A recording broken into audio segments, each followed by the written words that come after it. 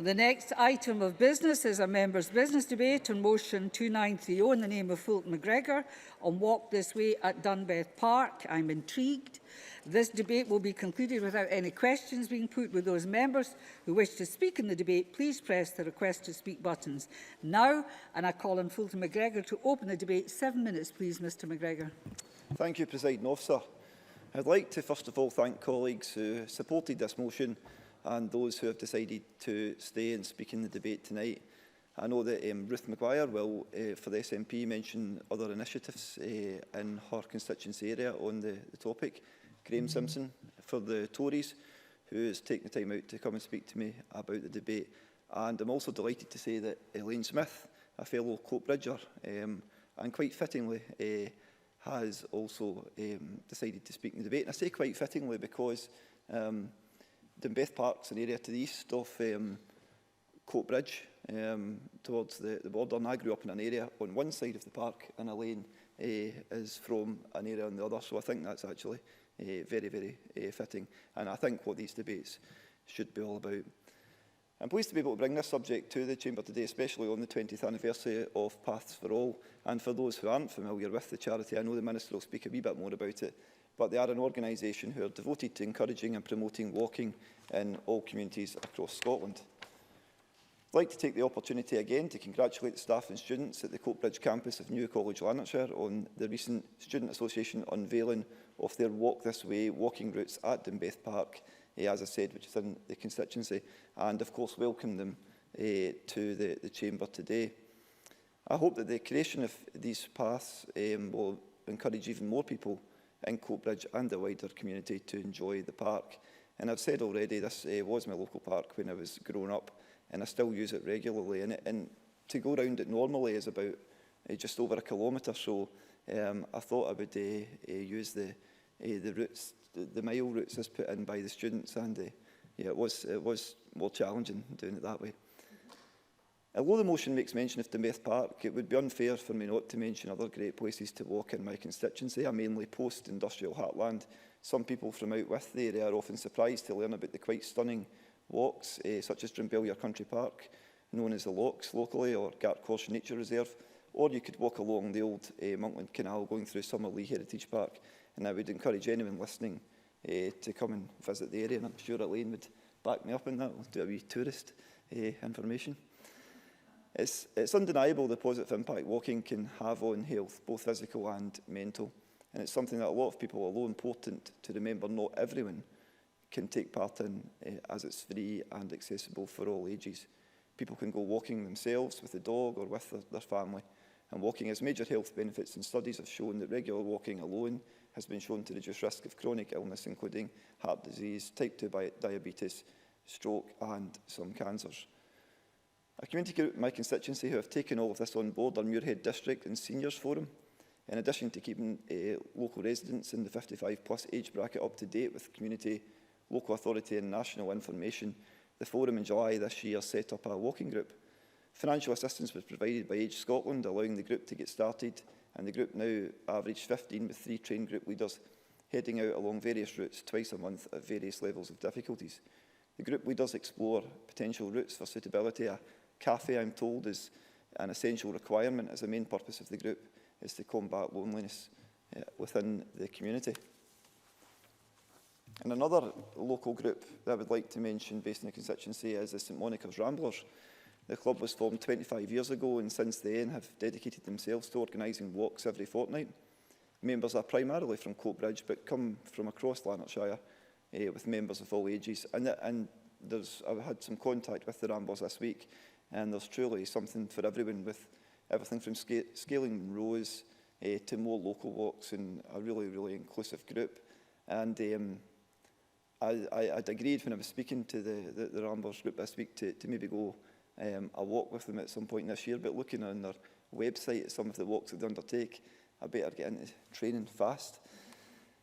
Now, if there's somebody else I don't mention when talking about walking, it won't go down well in the McGregor family home, and I might even get de-invited for Christmas dinner because my dad and mum are avid walkers. My dad is a self-proclaimed row bagger, has many under his belt, and I can't actually recall how many it is, but I know he's down to the very sort of more difficult ones now, so I think he'll be quite pleased that I've mentioned him today. And he's taken on some quite challenging summits, usually to my mum's horror, as he'll say, this is an easy one before they start off.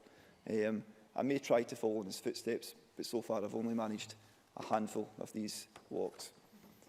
There's no doubt that as a society we have become much more reliant on cars in recent years, even for short distances like taking our children to primary school or going to the local shops. I believe that a year of walking, well publicised, will encourage more people to walk these short distances, as well as raising awareness of how enjoyable walking one of Scotland's hills or Munros or any of the great walks that we have can be. I hope this is an overall consensual debate, and I hope it is something that we can get behind.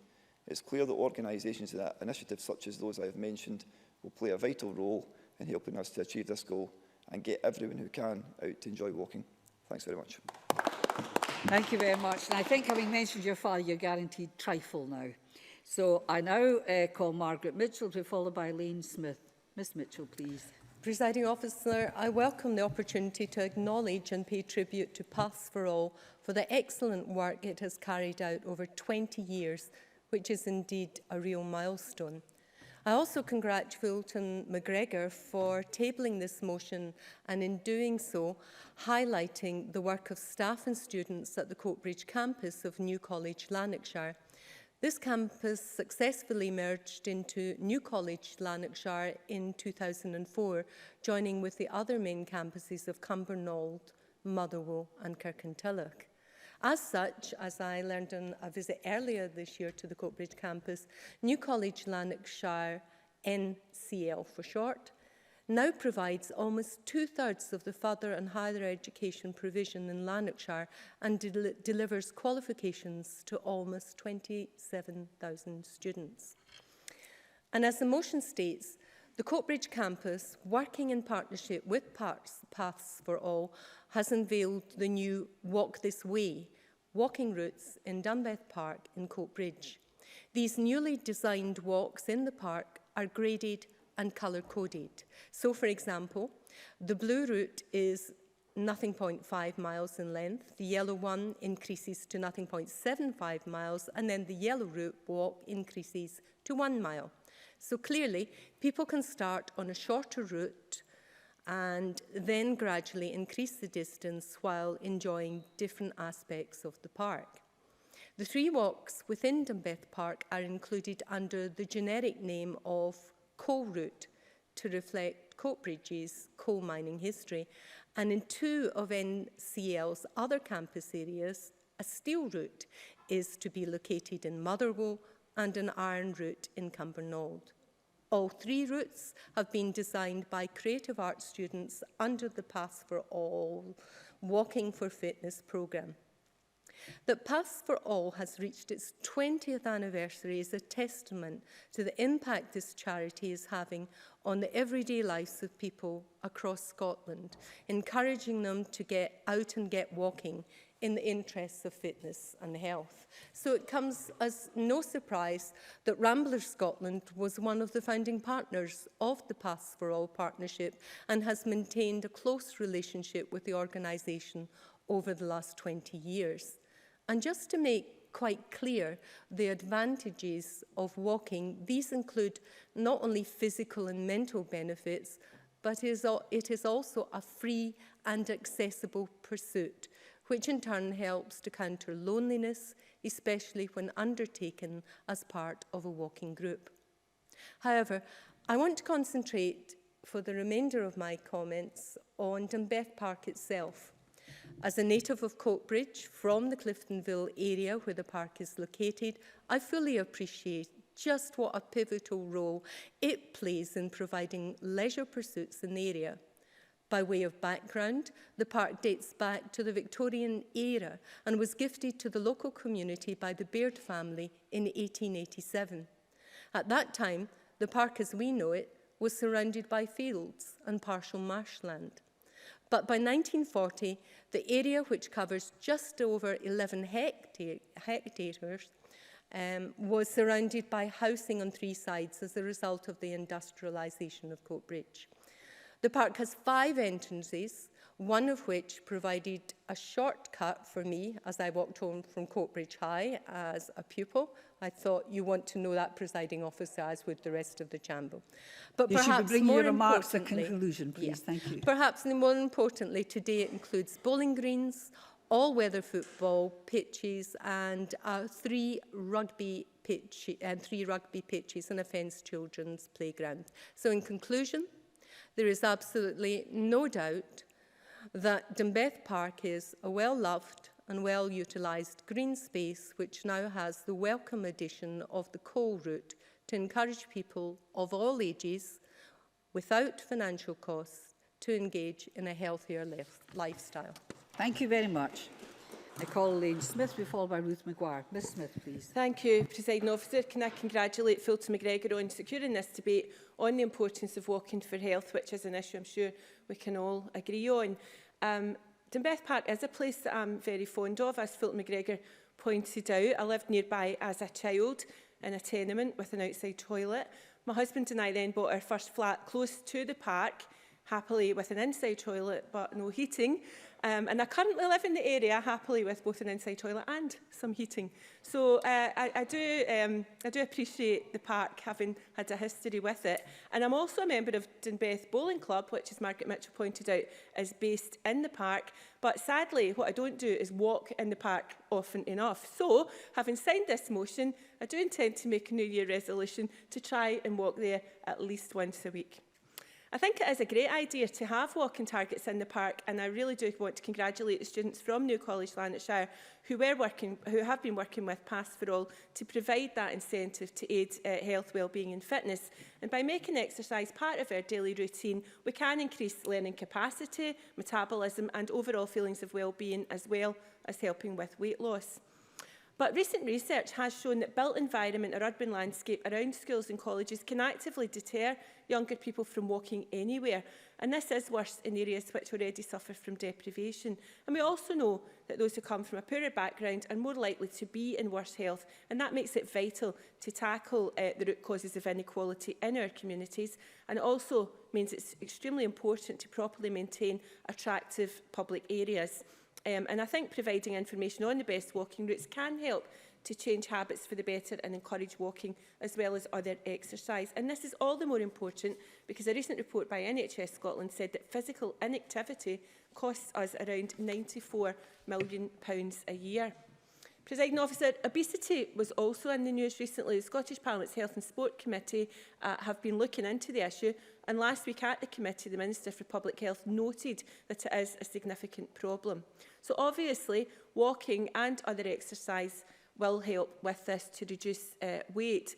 But with regard to fitness and health, I think an obesity plan for Scotland must also look at the ways that people are exposed to sugar and fatty foods, the cost of healthy, nutritious food. And I do want to make a mention tonight in a debate about wellness and fitness for increasing breastfeeding, because we know that young adults who were exclusively breastfed for 3 months and more are significantly leaner and they have less body fat than those who were not breastfed. So increasing breastfeeding along with other life habit changes such as encouraging walking and things like free nutritious school meals can have a massive effect on the general health of young people and last throughout their lifetime.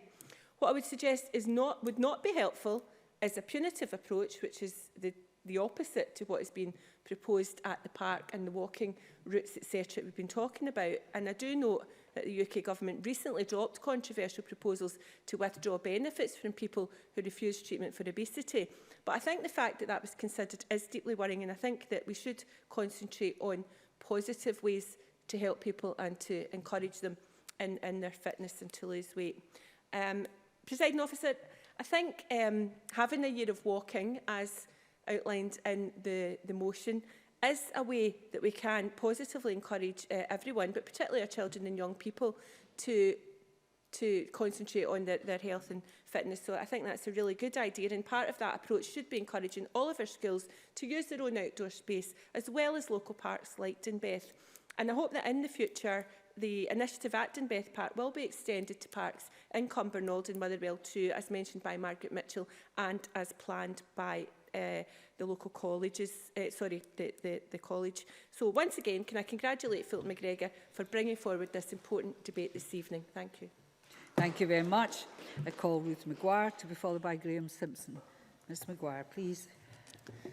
Thank you, Presiding Officer. I'd like to start by congratulating my colleague Fulton McGregor on securing this debate and by welcoming the highly deserved parliamentary recognition that it accords to Paths for All on its 20th anniversary. As the time for New Year's resolutions approaches, I'm sure that many of us will be thinking about how we could be fitter and more healthy in 2017. This is an implicit recognition of the benefits to all of us of good physical and indeed mental health, given the positive impact of physical well-being on our mental well-being. And it's for this reason that walking groups such as Paths for All are so important. As we've heard from contributions across the chamber this evening, the charity does excellent work in encouraging walking and good health throughout Scotland. And my own constituency is no exception. The KA Walk, which takes place across North Ayrshire, welcomes walkers of all ages and abilities and provides a supportive and welcoming environment for anyone who's keen to start walking. As well as allowing people to reap the benefits of being physically active, emphasis is also placed on the social aspect of group walking. Family and friends are encouraged to attend together, and people have the opportunity to meet others from the local community. The Cunningham Ramblers are another group which do excellent work in my constituency. As the local branch of the UK-wide Ramblers Association, they organise weekly walks within Ayrshire at various levels of difficulty. As with the Paths for All groups, the Ramblers are open and welcoming to all, and the focus is likewise as much on making new friends as it is on the health benefits of walking. And, Presiding Officer, I couldn't be more sure that the positive impact that good health and good relationships have on our well-being and happiness. A landmark study entitled The Origins of Happiness, published this week by a team of researchers at LSE, is the latest contribution to decades' worth of research indicating that social and psychological factors are more important to the well-being of individuals than income levels. Indeed, as well we know although average incomes have more than doubled over the last 50 years, we're by no means happier on average. Though issues of income inequality and poverty are of huge importance and must be tackled, it is becoming ever clearer that our happiness is ultimately rooted in our physical and mental well-being, and that this in turn relies on regular exercise, healthy eating, and positive, respectful, and fulfilling relationships. In this wider picture of working towards wholesome and sustainable well-being and happiness, and better physical and mental health, walking groups have a hugely important role to play. I welcome this debate in marking their role and look forward to supporting their work locally to me in the future, and maybe even getting the chance to join them out in the fresh air in the lovely Ayrshire countryside. Thank you very much. Paul Graham Simpson to be followed by Alison Johnson. Mr Simpson. Thank you very much, Deputy Presiding Officer. And can I also congratulate Fulton McGregor on bringing this debate. It's important because it gives us a chance to highlight local walking routes, as Fulton McGregor has done, but it also highlights the importance of walking in general and getting out and about. I have to confess I'm not familiar with the park that Fulton McGregor mentions, but it has been an eye-opener to me as a new member for Central Scotland, just the wealth of countryside that North Lanarkshire offers. I'm more familiar with South Lanarkshire, but North Lanarkshire has a great deal to offer. I was recently visited a couple of times Barron's Hall in Motherwell, which offers a great chance to walk for miles, and there are plenty of other places as well. Last week, I became the vice convener of the Cycling, Walking and Buses cross-party group. Alison Johnson, just behind Fulton McGregor there, is one of the conveners, and we formed that group because it's really important to put this issue on the map. It isn't just about walking, it's basically about getting out and about and becoming fit, because most of us don't get enough exercise. Certainly before coming here, I did use my bike quite a lot. I walked as much as I could, but I've found that I've been getting far more exercise since I've been spending more time in Edinburgh. It's a very friendly city for walking and cycling. I first got into walking at school. I went to school in Carlisle, and we had a base in the Lake District in Little Langdale that we used to have school trips to. I met one of my former teachers recently, my first form teacher at high school, and she was recalling how she had an absolute nightmare of a trip to that school in Little Langdale.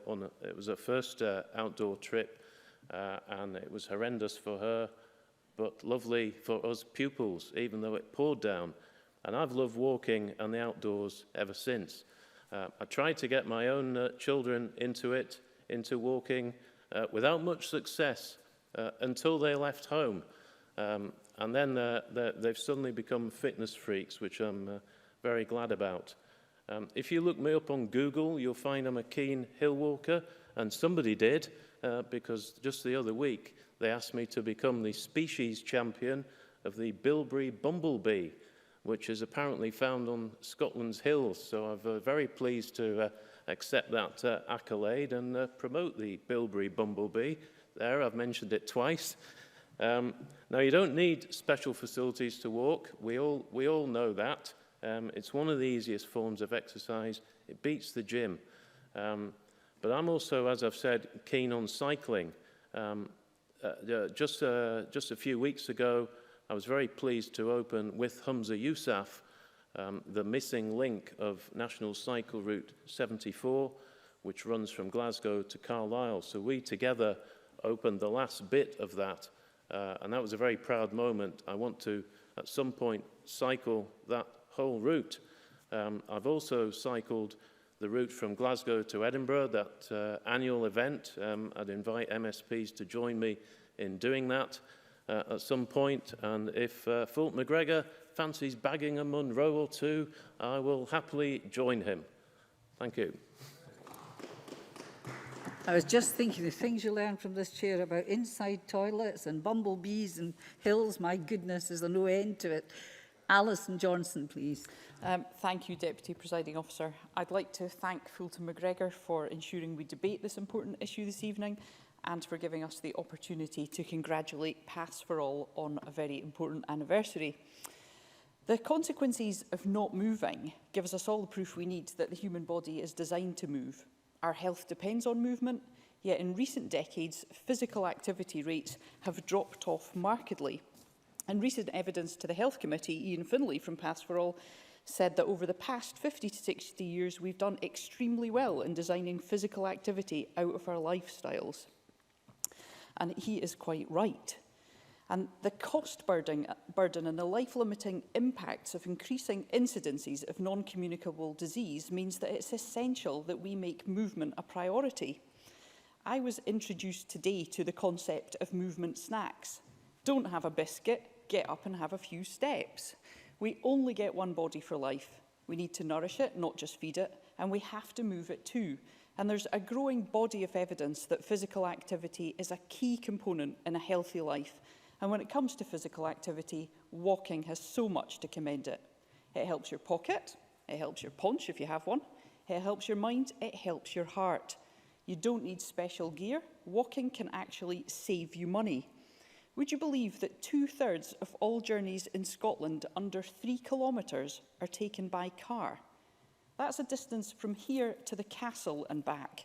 For most people, that is perfectly walkable. So you can see how much potential we have to save money, to cut pollution, to get fit, to get happier. A 2-mile walk has the potential to change how you feel about your day. And while I live in Lothian with its excellent bus service, it's fair to say that on many occasions I beat the 35 bus up the hill and beyond. And that's largely because it's stuck in traffic consisting mostly of single-person cars, travelling less than 2 miles. causing gridlock, costing business billions, contributing to air pollution, which is responsible for the deaths of 2,500 Scots each year, the same number as those who die prematurely from lack of physical activity. Ian Finlay also told us in committee that physical inactivity is costing the NHS here £94 million per annum. We can do better. I would ask the Minister in closing to address the issue of funding, because of the very large transport budget, currently only 1.9% of that is spent on active travel. Presiding Officer, if we get more people walking these manageable distances, we cut air pollution, yes, but we also reduce incidences of type 2 diabetes, cardiovascular disease, falls, depression, dementia, joint and back pain, and so much more. Walking is part of the solution. Walking has the potential to reduce loneliness and isolation. At a recent meeting of the cross-party group on sport, Dave Caesar, the CMO's clinical advisor, told us that on average, adults in Scotland are sitting for 5.4 hours each day in their leisure time. Now, if we here in Parliament add that to the time we've spent sitting in committee and in this chamber, that's quite a statistic. But if I invited you all to stand up here, we wouldn't be abiding by standing orders, and the presiding officer might have something to say about that. But we can make walking meetings more routine. Culture change is required, but it'll be worth it. And as we heard from a learned professor at the Paths for All lecture, yes, walking is good for you, very good for you. But if you walk in a green space, we have evidence now that tells us that that's even better. The Journal of Environmental Science and Technology confirms that green spaces have a sustained positive effect on mental well-being, and those accessing such space display fewer signs of depression and activity. I am closing, Presiding Officer. Presiding Officer, Scotland's Chief Medical Officer tells us that doing something is better than doing nothing, that just 10 minutes at a time provides benefit, and that it's never too late. So let us here show our appreciation for the excellent work of Paths for All by using those paths, by expanding those paths, by joining up those paths. Thank you. Thank you very much, Ms Johnson. You've made me feel suitably guilty. And I've got a New Year resolution coming on. I feel it coming on. So I now call on the Minister, please, to close for the Government. 7 minutes, please. Please don't tell me you do lots of exercise as well. I'm sure there's some porkies being told in here. Okay, I'll just start straight off. Okay, Presiding Officer, I'd like to thank Fulton McGregor also for proposing this motion today and for the outline of the interesting and beautiful walks across his part of Lanarkshire. And I'll also put on record that my part of Lanarkshire also has lots of good walks to take part in too. And I'm immensely grateful to everyone involved at Paths for All for their 20 years of dedication, hard work and support which they have provided to the people of Scotland. And I'm delighted to see and know that some of them are in the public gallery this evening to hear about how they have positively impacted on many of our communities and the transformative work that they do through the power of walking. Paths for All, as we know, were formed in 1996 as a partnership of organisations including Scottish Enterprise, NHS Health Scotland, Visit Scotland and Sport Scotland, with the late broadcaster Magnus Magnusson, who is much missed, as their chair. This organisation has certainly grown over the past 20 years and now consists of 28 partnership organisations with interest in our health, environment, infrastructure and economy. And they've worked with these partners with one unified purpose: to utilise Scotland's countryside, our paths and our roads and our people to get everybody, regardless of their age, background or lifestyle, out walking. The 4 strands of their strategy, focusing on walking for health, active environments, active travel and communications and policy, indicate the scope and the impact their agenda can have for our country. And as the many testimonies provided here today indicate, they and the local organisations and dedicated volunteers they work with have had a hugely positive impact on our communities. And I've enjoyed hearing about the work at Dunbeth Park and the supportive role of Paths for All in that development, and hearing also about the walks in Ayrshire from Ruth Maguire and others who have mentioned their local areas as well.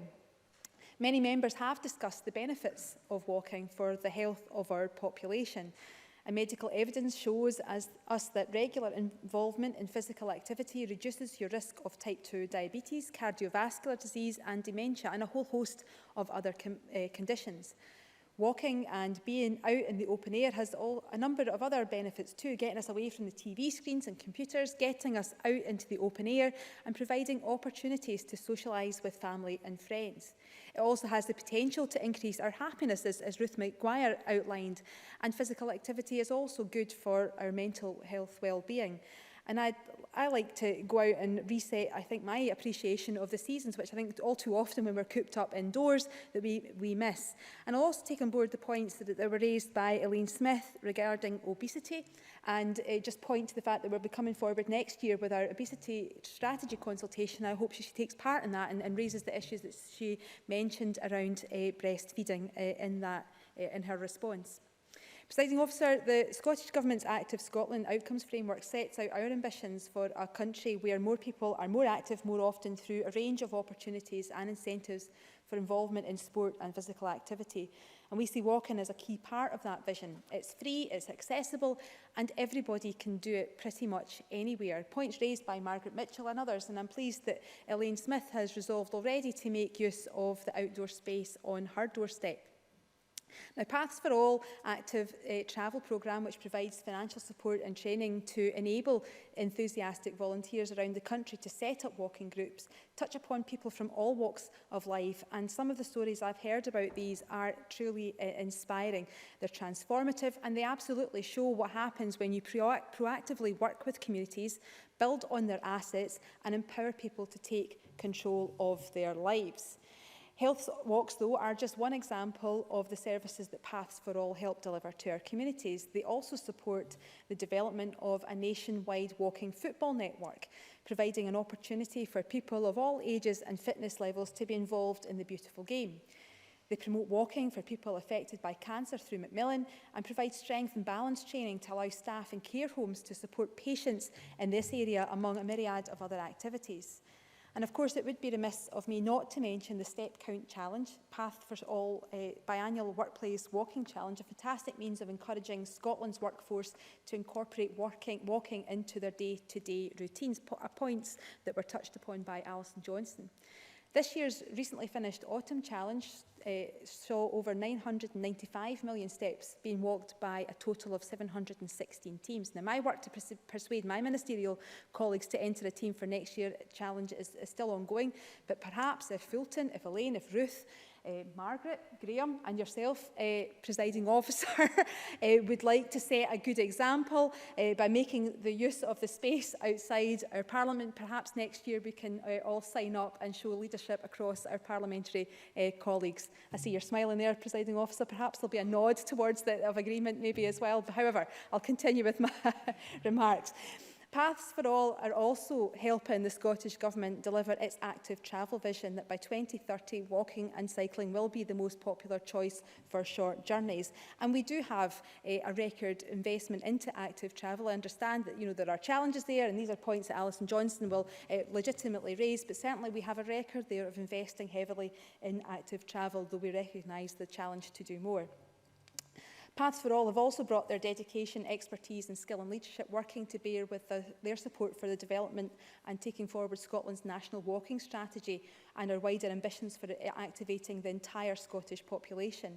And the progress of this strategy is overseen by a national delivery forum, and Paths for All leadership has been crucial in driving forward that work of that forum. And the proof has been there for us to see in recent years. The number of people walking for recreation in Scotland is on the increase. The 2015 Scottish Householder Survey shows that 69% of adults in Scotland take part in walking for leisure, which is an increase of 5% from the previous year's survey. Putting that another way, in 1 year we have seen a very significant increase of around 250,000 people in Scotland walking for recreation.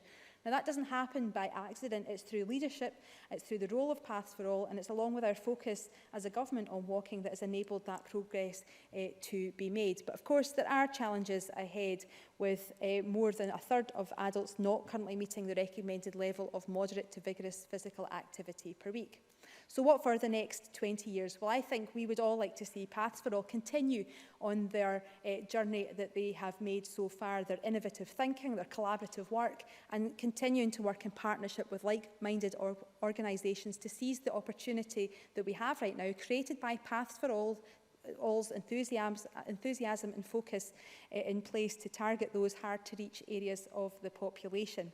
So I would like to conclude, Presiding Officer, by also adding my thanks, my sincere thanks and appreciation to everybody at Paths for All and its staff, and also the many volunteers and partner organisations who are out there working locally to make walking and activity levels activity possible across our community and across our country. So we'd like to, I think, unified across the Parliamentary Chamber, wish Paths for All a very happy 20th anniversary and raise a toast to the next 20 years, which I know will ensure that Scotland's population gets more active and reverses some of the health challenges that we have as a nation. So thank you. Thank you very much, Minister. That concludes the debate. Thank you, members, for an interesting debate. And I now close this meeting.